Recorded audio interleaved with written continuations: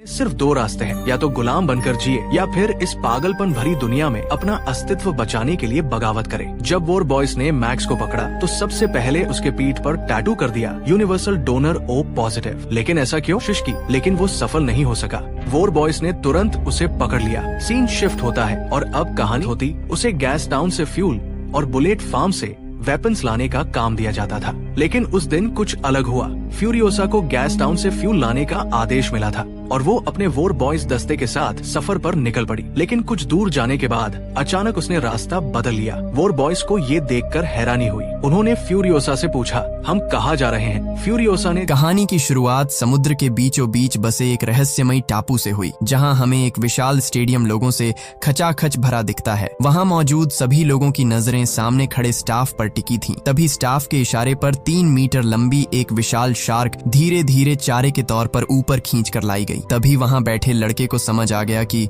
अभी कुछ तो बहुत बड़ा होने वाला है। उसने तुरंत अपने बड़े भाई को उस तरफ देखने के लिए कहा और जैसे ही उसका भाई सिर उठाकर देखने लगा, उसी पल पानी के अंदर से एक विशाल जीव अचानक बाहर निकल आया। ठीक उसी पल देखने वाला प्लेटफॉर्म अचानक धीरे धीरे नीचे जमीन के अंदर उतरने लगा। दरअसल यहाँ एक और भी ज्यादा खतरनाक शो उनका इंतजार कर रहा था। जैसे ही प्लेटफॉर्म नीचे पहुंचा तब वही विशाल जीव अब बिल्कुल सामने साफ दिखाई देने लगा, जिससे वहां मौजूद लोगों की एक्साइटमेंट और बढ़ गई। तभी जोरदार तालियों के बीच उस बड़े से जीव ने, जिसका नाम मोसासोरस था, एक ही झटके में शार्क को पूरा निगल लिया। दरअसल एक एडवांस टेक कंपनी ने जीन्स टेक्नोलॉजी की मदद से डायनासोरों को दोबारा जिंदा कर दिया था और पैसा कमाने के लिए उन्होंने पूरा एक आइलैंड खरीद लिया था। फिर सारे डायनासोर उसी समंदर की लहरों ने उसे किनारे पर ला पटका।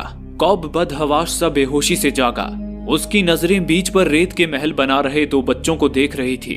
उनके करीब जाने की चाह में उसने उठने की कोशिश की, पर उसकी हालत इतनी खराब थी कि उसकी हिम्मत जवाब दे गई। इसी दौरान कॉब को वहां पड़े देख एक जैपनीज गार्ड उसके पास आया और बंदूक से उसके सूट को ऊपर उठाकर देखा।